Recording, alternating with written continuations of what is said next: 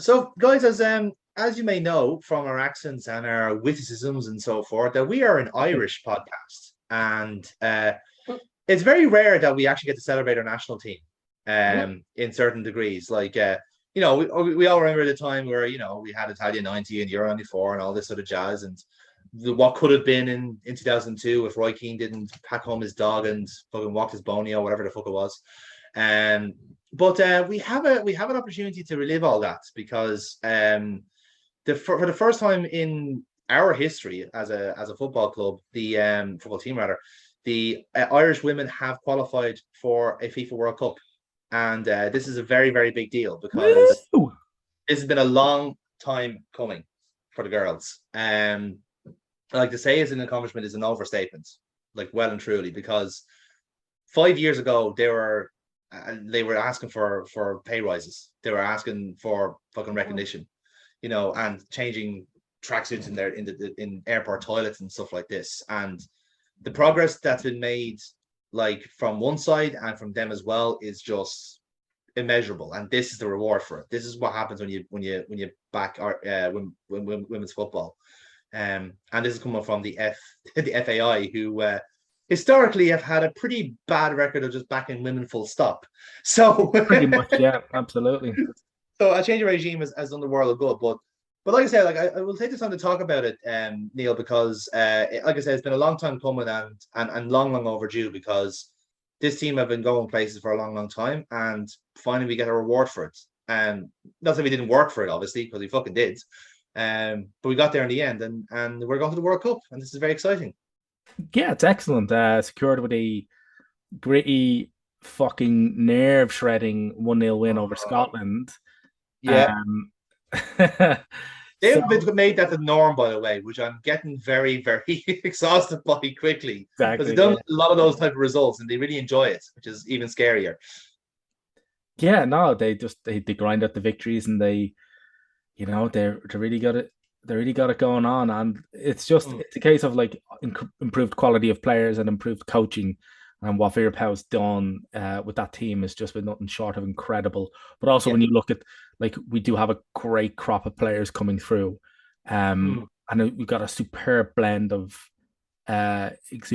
new exuberant energy and really good experience. yes. And it's just yeah, it's incredible. So we've got players like Katie McCabe, leading basically running it Yeah. from everywhere. It was funnily enough fielded as a forward in the Ireland team.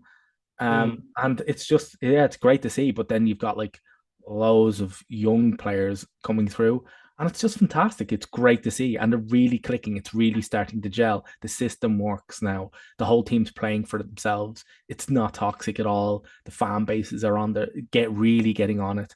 It's just brilliant seeing it come on in leaps and bounds. It's wonderful to see. And yeah, they got their just rewards with a straight fucking qualification straight into the World Cup. yeah. Absolutely well deserved as well because myself and Burpa, who couldn't make it to the show tonight, and we've been going to most of the home games over the last couple of years, and in recent time, Kira has joined me, and the actual atmosphere at these matches are really good. To the extent where you can actively see that the fan base want these girls to do well, because we can read the room. Like realistically, if we're comparing the two teams, the women's team is is a more impressive side on the women's side than the men are in their field, and I don't think it's even close, really. If you give me an option of which team I'd rather watch at the moment, I take the women's side because hand over fist because these are girls who are playing the whole team playing in the WSL mostly. There's a few that are playing in Australia, a few in Germany, few in the USA. They're playing in top leagues. It's kind of like to me, it's a comparison of how like we were in 2002. We had, as you said, that had that great crop, the likes of you had with Keens and Givens and so forth. But you also have players in the background, the likes of Ian Hart and so forth. This to me was what the women's team feel like now. Because you mentioned Katie McCabe there, but we also have other like players in like Louise Quinn, Denise O'Sullivan, who's technically so fucking good, and strikers like Leanne Kiernan and Heather Payne, who runs for absolute miles. But while you have those players who you could argue are kind of the faces of the team, there's a Jessica Zhu, there's Courtney Brosnan, who has been incredible the last couple of games. Amber Barrett, Amber Barrett as well, who scored the score of the winner, which I yeah, felt quite which is unbelievably poignant. yes, In that 100%. the start of the match, there was a minute of silence for the victims of the Donegal petrol explosion, Yes, and then the match winner is scored by somebody from Donegal. who Uh, knows people there, who's been there at some time, like Who grew up in that area, knew people in all facets of that disaster, exactly, yeah, including people that were lost. Like that was really poignant. It is, and it's almost like the in a way it's a very apropos conclusion to the journey these girls have been on, because like I said, it's been they've grown up together almost in that team, and I also throw Vera Power into this because for some time over the pre-season, a lot of stuff came. She revealed a lot of stuff that happened to her in the Dutch FA system. That it was very unpleasant, and I won't repeat all the stories here, but essentially she was kind of blacklisted for speaking out again for sexual allegations against people quite high up in the FA, in Dutch FA, and who are still there, to the extent where like she's essentially like nullified any opportunity she might have of potentially becoming the national team in the Dutch setup again.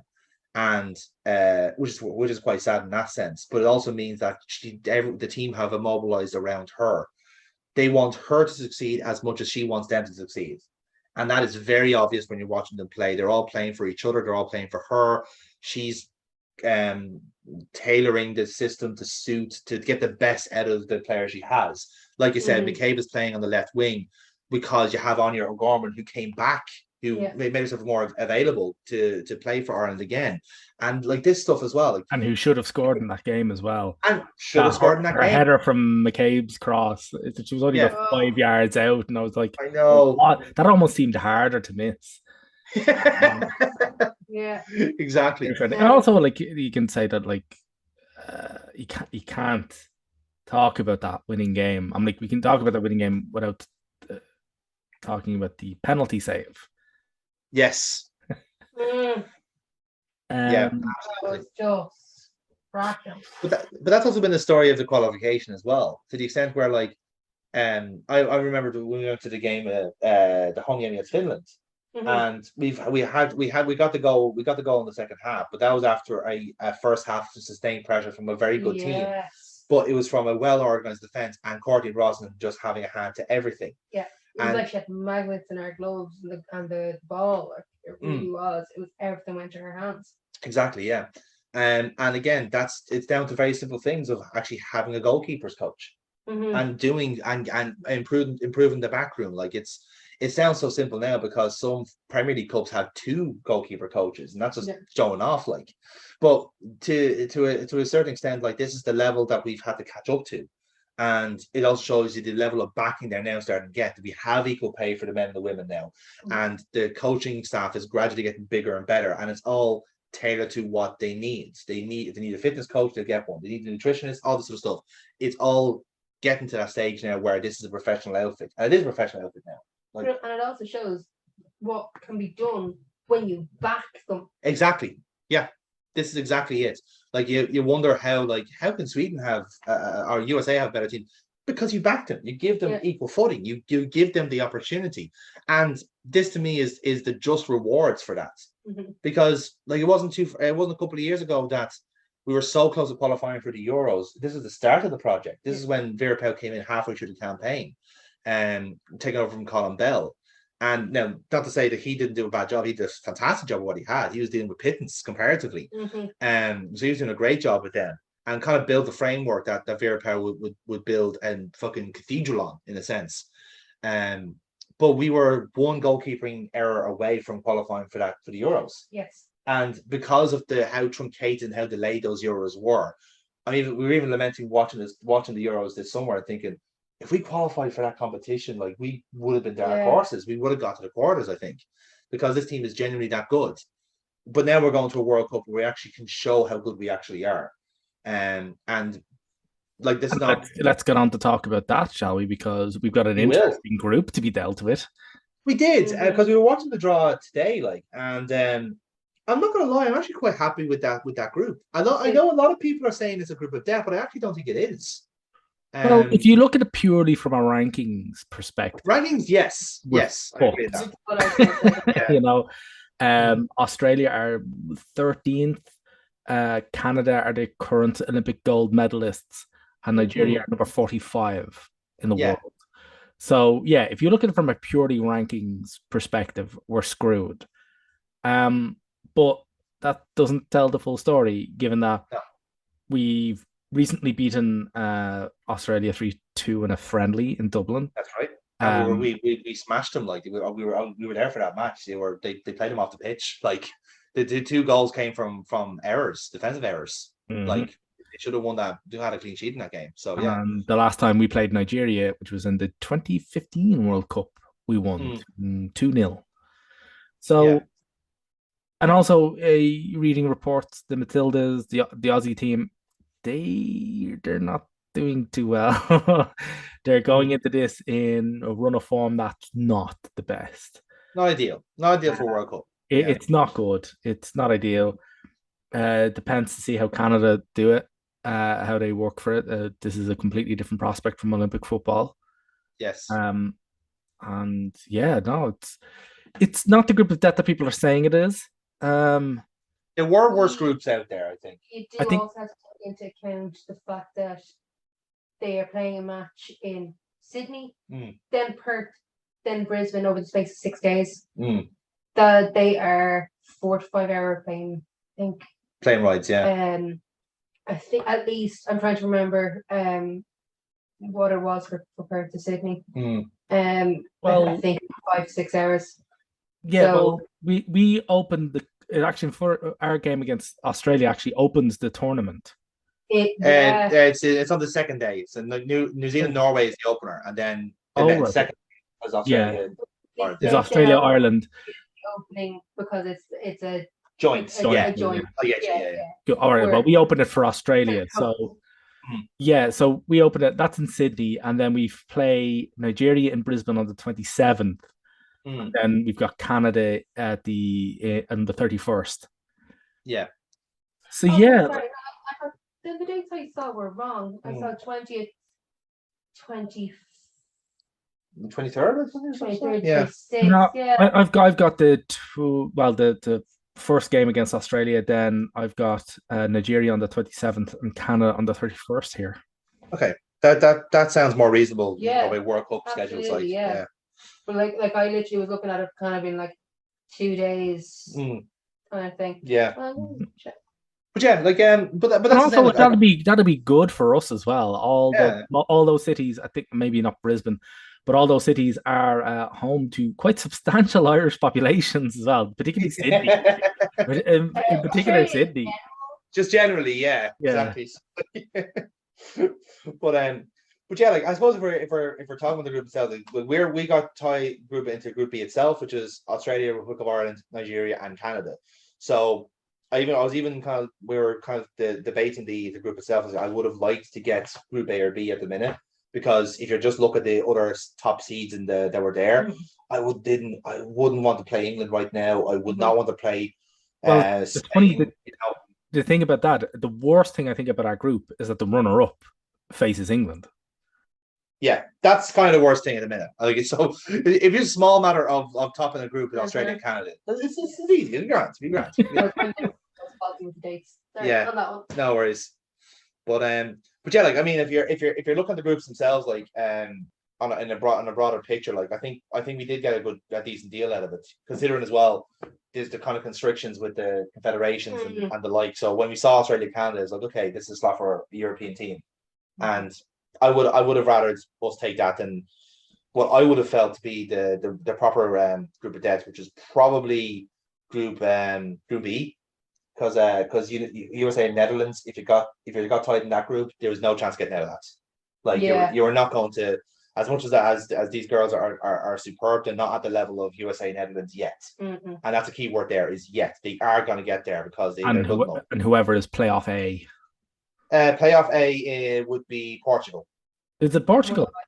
Portugal, yeah, because they're going by it's the actual seeding, so it's either Portugal or realistically Senegal would be the winners out of that. So like Portugal would demolish Senegal going by form. So Yeah, although I kind of do wish that it is the women Senegalese team, just pure story wise, just because the men's team is doing so well. Yeah, that's true. At the moment, it would be nice for a little bit of symmetry in a country to say women's team and men's team are doing really well. Look at it. Yeah. It's great. Instead of like, it just never seems to be that way. Yeah. It's always one or the other. That's true, yeah. Like they actually have a proper equal kind of footing. Like the Dutch have at the minute.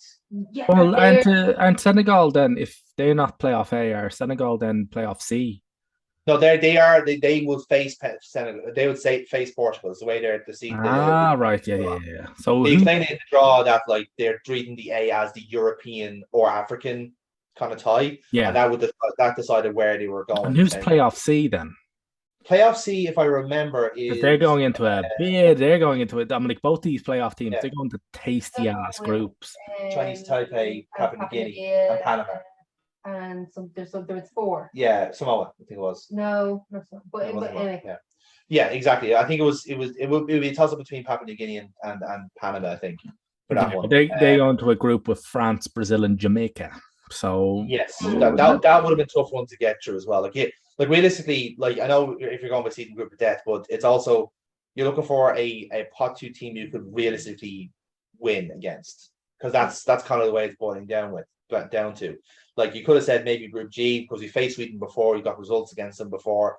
Italy, a very raw team still, but they are getting better. They're kind of in the same trajectory as us. So you might say we might fancy your chances. But I think at the moment, I would have taken a game against Australia. I would have taken a game against Canada at the moment, rather than anyone that's kind of on an upwards trajectory. If you dare my hubris for a minute, but yeah, like I think like the groups are obviously quite interesting, and as you said, Neil, like we're destined potentially for a date with England, which would be very tasty. I'll be honest, but it could be the Netherlands. We don't know, and that's the tricky part as well. That Group D could go either way, like, but we're here now. We're in the World Cup, and I think we have right to be optimistic. I think because this is a team. I was even saying it this morning. Like we will be one of those teams that other countries are looking at and going, fuck, I really hope we don't get them, because like they're a team that revel in defending. They revel in picking out 1-0 wins and being gritty and tough, because that's what they've made their qualification on. Yeah, that's really the bread and butter of international football as well. It's the same on the men's side as well. You often get the pragmatists that last the longest. That's why Southgate's been in the England job for so fucking long, because he's just like, no, all out defense. That's my only FIFA setting. Yeah. So yeah, no, there's some good draws in there. Like this is going to be a tasty ass tournament. This is really going to be tasty. I'm looking at Group A. I'm loving the New Zealand, Norway, and Swiss kind of matchup with all due respect to the Philippines. There, yeah. Very good. We have the playoffs here. So while we're here, we'll do the call groups. So Group A, as you said, Neil, New Zealand, Norway, and Philippines and Switzerland. Yeah. So I was even saying there, that's a lovely draw for Switzerland, because they could like feasibly take New Zealand out of the group there, but like again, home advantage. You never know with the World Cups. I will say this till I'm blue in the face. You'll never know what's going to happen with football. Exactly. It's why we love it. There's always going to be a surprise. Always. Like you can never actually fully bank on somebody to steamroller. There's always somebody who'll stick a foot in somewhere. Exactly. And upset the apple cart. Yes, and that's the fun part. Yes. That's the fun part. Who knows? So, the Norwegian team might just stick like Haaland in a dress and field him. You know. Is that if you paint some eyebrows on him? That's possible. You know? Yeah. You actually give him human features. Yeah. As if Ada Hedeberg wasn't enough up front, then you get fucking So yeah, no, that'll be great. I like that group. Group B, obviously we've talked that. We do spice rankings then, like we did with the men's World Cup. So we'll go 5-alarm chili rule, Neil. How many chilies are you giving this group? I'm giving it 3. I primarily see it as a straight up gun fight between Switzerland and Norway. Fair. That's how I see it. And I like shootouts. So yeah, Good. and like it's not as if either team isn't stacked up front, like as in like they're attacked with it. They've got the attacking talent, Yeah. Okay. shaky enough defenses, which I love. Mm-hmm. Yeah, Helpful. Yeah. I'm definitely going to be watching some of them. So that's free alarm for me. Good. Yeah. No. And will we go 3 alarm for Group B as well? Or we there Fuck go 4? that! It's the group Go we're 5? in. It's going all five. I'm Yes. I'm going to be sweating fucking bullets watching each one of these games. I think we can make a 6 alarm. Neil, you have a lot of hot sauces in town. Yeah, we're gonna like this is the stuff you break out that extract illegal shit for, you know, like You go blind if you don't. Yeah. exactly the stuff that comes in a box shaped like a coffin, you know. If you survive, please come again. Any spice for me, but yeah. Yes. No, the group I'll B, take Neil's word on that one. for us, it's no, group B is mega spicy. And also, to be honest with you, other people are going to be watching that as well.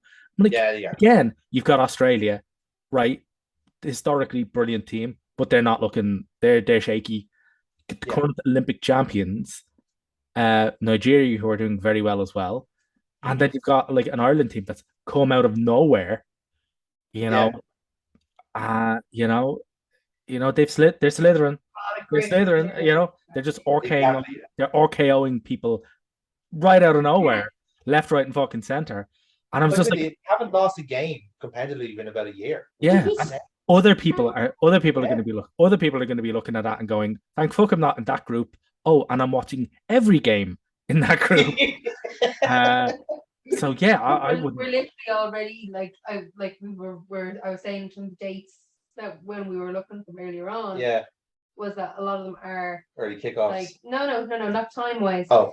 And they're like weekdays. And I'm Mm. like, right, as soon as like I can, I'm taking these days off Yeah. because I'm watching those games. Yeah, like this is a like a 2002 situation where like I'm taking time off to watch these matches. Yeah. Like I don't care if it's stupid o'clock. Like I'm gonna enjoy these fucking this tournament. They're not going to be stupid o'clock because of how far behind they are. True. Yeah. Far ahead. Sorry, they are like they're it basically almost a like if it's evening for them, it's going to be morning. Yes. So it's just whether or not it's going to be 9 o'clock or 11 o'clock kind of. Yeah, I get you. Yeah. You know? Fuck that. I've got multiple screens in work. I'll stick it on one of them. Fuck it. Yeah, you can. I can't. Also, that and the pub just sounds so much nicer, doesn't it? Oh yeah, totally. Yeah. Pubs at 11 o'clock in the morning are just wonderful places to be. Yes, they are. Yes, they are. So, Group C then is Spain, Costa Rica, Zambia, and Japan, which, quite frankly, like a decent draw for Japan as well. Yeah. It's quite good, particularly when you consider the Spanish implosion that's currently occurring. True. Very, very. Granted, that didn't really stop them from beating America in a friendly, but Like, we also have to take into account that it is currently essentially November. And this isn't happening until July. Exactly, yeah. There's a long time to go. Some of these teams will have gotten their shit together by then. Yeah, I reckon Spain would have at this stage. Yeah. Like, I mean, they say there seems to be an impasse there. Something is going to give one way or another. And maybe just me, but I would probably take the best players in the world's word on that. If Alex Putellas wants a change in regime, well, hey, there's Kylian Mbappe across the road doing the exact same fucking thing. I would take her word for it, you know? Mm-hmm. So yeah, I think that's the way I'd go with it. Yeah, I'd go with this. This to me is 2 alarm. 2, yeah. I was gonna say 2 myself. Yeah, so that's a fair one. Group D then is England, European champions. I can't believe I just said that out loud. England. Football came home. It did come home, and the women did it instead. The irony. No, they got fed up waiting for the men to actually get off their arses and do it, and did it themselves. I love that you said, "Look at me" when you said that. So the ironing is delicious. Yes, it is very sweet, delicious. So Group D is England, Denmark, China, and the Group B playoff winner. And I have them now in front of me. So that is a choice of Chile or Haiti versus Senegal. So that's the way it's balanced now. So Chile would be the top seeds going into that. And then it's whoever, because they have these playoffs in February. So Haiti will face Senegal to see who faces Chile in their path, let's say. So if you're going by kind of seedings, you'd probably say Chile would be the likeliest, but like I said, Senegal could spring a surprise. So that will probably decide the spiciness in that sense. But overall, like England, Denmark is spicy enough as it is, and the Chinese team were overachievers in the last World Cup. They were very, very good. I And put it up there as a 5. I if Chile are in there, ironically enough, yeah, that kind of pushes it to a 4 or a 5. Like, Yeah, definitely. I think that's 4 alarm for me. That group. yeah, I think we're going 4. Yeah, 4 for that one. Because like I said, this is a very honest and open England team that could be gotten at, but they have so much firepower that like they could smash teams apart if they wanted to. Case in point, Group E then is USA, Vietnam, and the Netherlands, and they are up against the Group A playoff winner. So that's a choice of Portugal or Cameroon versus Thailand. So the same setup where Portugal's top seeds. And again, if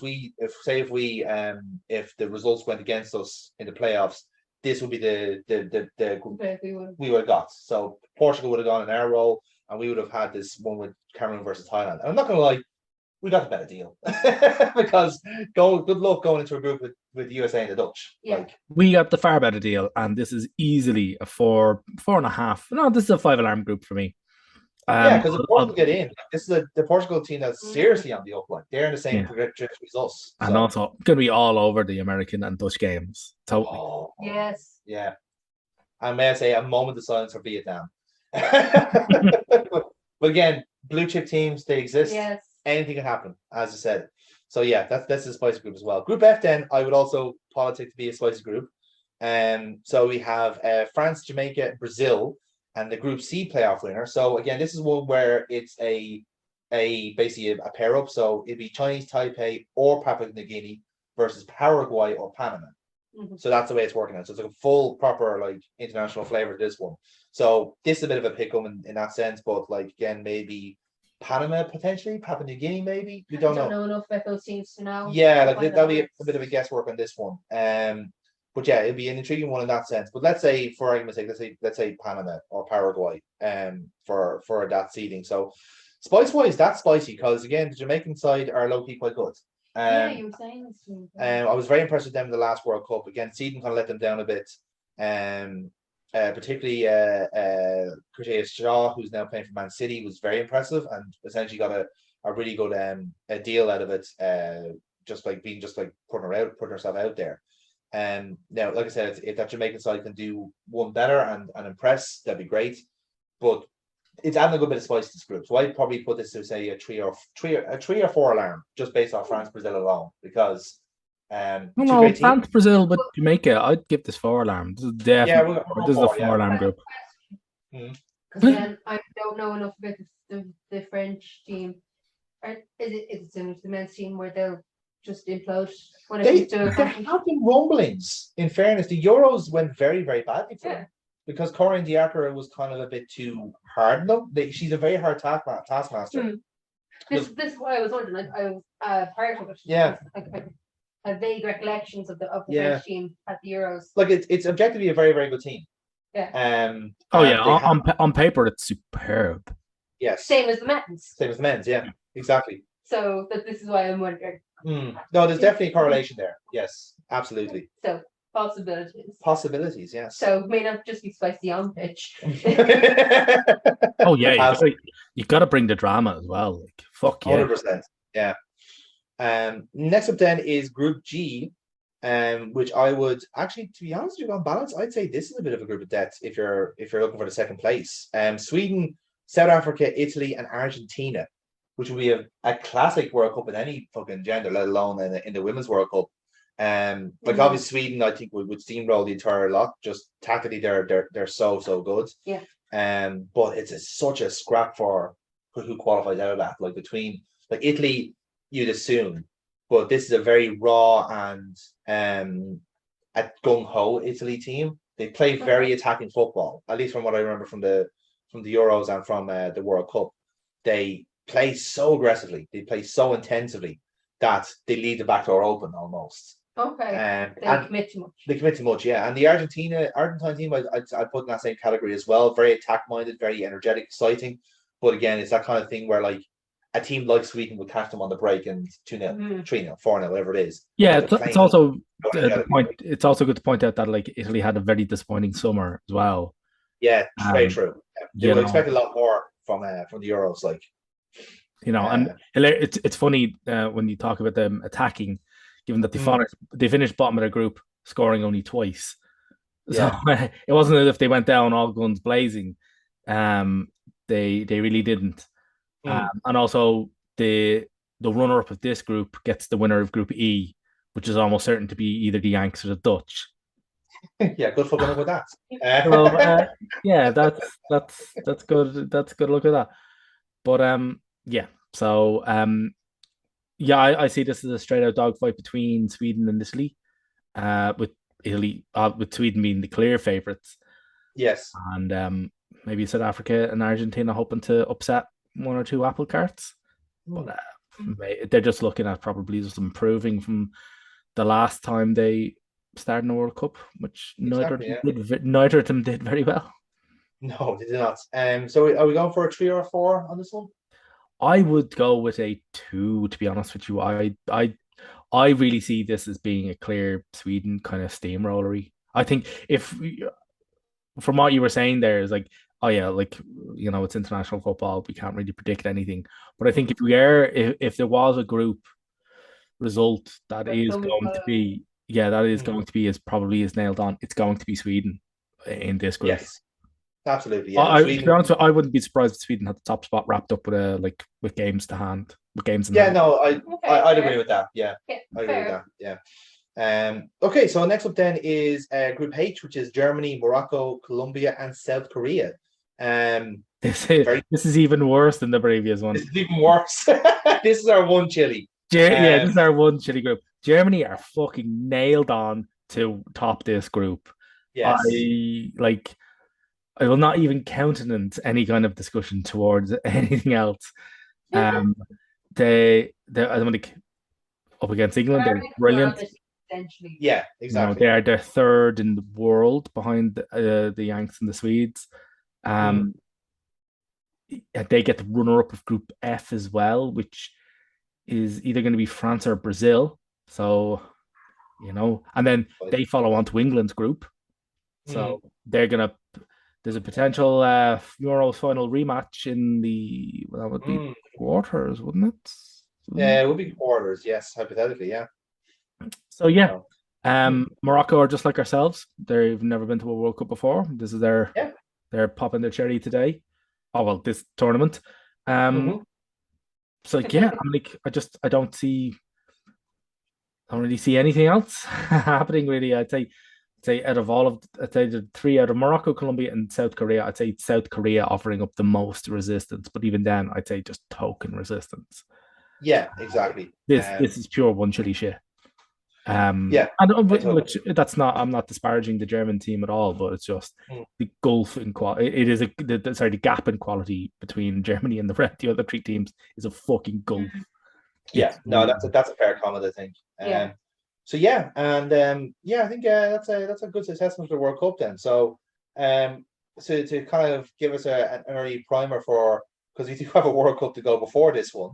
But early favourites for the World Cup, who do we fancy? Do you think it's a USA walkover, or do we think a new contender has arrived in England, or perhaps someone else?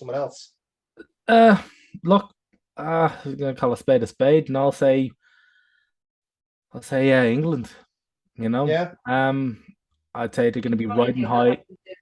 They're going to be riding high as current Euros champions. They're going to have an awful lot of their team, available for it. Fair. I think the Americans are scrambling to kind of get a lot of their players fit. They've played a lot of friendlies, quite injury hit. And outside of that, Sweden could do well. They've got a favorable group, so they might be able to second gear it until the knockout stages, and then go, oh, we're actually, let's start playing some fucking football. Ditto with Germany. France could do well if they only get their shit together. Thankfully for Kira, they will be bringing the drama.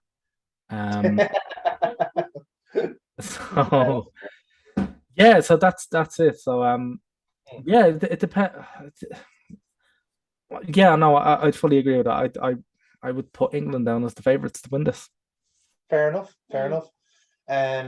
In regards to I'd be kind of saying as well, because I'm a big fan of Beekman. I think she does absolutely superb work, and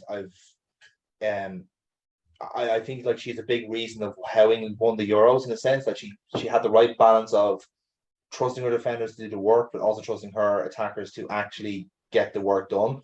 Like, it's no surprise that the Dutch team were in such good stead, and like every team she goes into as well, she just makes them play better, and I think it's I think I'll be seeing them as favorites. USA like are always going to be in contention. I don't think there's any other way. Like, they're kind of the almost like that kind of that Brazil effect in the men's side, where like no matter how bad their team can be, they're always still going to be in contention. It's just the tradition of it almost. Yeah. Also, their game against the Dutch will be a 2019 World Cup Finals rematch. That's true too. I wouldn't rule out. I think as well, I wouldn't rule out the likes of a Germany kind of like duplicating their success in the Euros, because a lot of people kind of wrote them off initially because they were too young or too raw, whatever it is. But they came of age in the Euros, I thought, and I think they were better than people were expecting almost. So I wouldn't be surprised if they did spring a surprise, but they would have to beat the USA on the way up. So that'll be kind of the acid test almost, but it'd be very interesting to see if they can pull it off. I suppose the last question is, how far do we think Ireland are going to go? Based off now, obviously, Neil, you said that Date with Destiny wise, we're pairing up with Group D, which is England's group. So realistically, it's either England or potentially Denmark, or potentially China or Chile that we might face, depending on how we get on. But group wise, do we think we can get out of Group B? I think we can get out of Group B. Yeah. Oh yeah, we'll get out of the group definitely. I reckon we will. Yeah, I'd agree with that. I think it's just a question of like whether we'd be first or second. I'd like safe bet would say probably say second, which would presume to say that we would be facing England in the round of 16. Yeah. So that's where it gets interesting. That's where spice meter goes up. Yes, because that we're going up against the potential World Cup favourites, and then we'll see how good these girls are. But even then, if the stars aligned and we did top the group, that would presumably put us up against Denmark or China. And I think at the minute this team can get to the quarterfinals. Yeah, this is the level of team we are at the moment. It's just that you might argue this group seedings have let us down a little bit in terms of the pairings, but because if you end up against, say, the winners of, say, Group C or whatever it is, like, we might fancy your chances in a sense. But I think whatever top seed you go up against, you're gonna forget that one way or another. You're gonna hit a ceiling at some stage. But no, I think I'd say now that we're there, I say fucking let's have fun. Like, let's have a bit of crack, like, because if we do get it out of the groups and we get around the 16 draw against England, let's go hell for leather. Fuck it, like, we've nothing to lose, like, what's the worst could happen, like, That'd be even spicy from the coaching level, given Wegman and Vera Pauw's personal animosity. Yes, from the Dutch setup. At all. Yeah. So I'm like, you're even gonna have the dugouts to look at it, like, milling each other out of it. Like, I've never seen before where the manager has slide tackled the other manager. What the hell? Yeah. Vera Pauw just launched herself into the England setup and kung fu kicked Weigman in the side of the head. She learned that of McCabe, I reckon.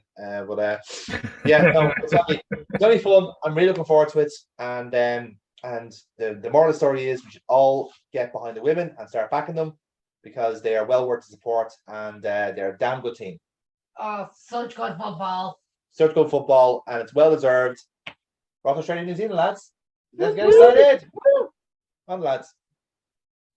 Do we play Horseflips now, or I can't remember what the no, Celtic Symphony. I've got a good Wolf Tones track here. Oh, there, go on. Let's stick it on then. We get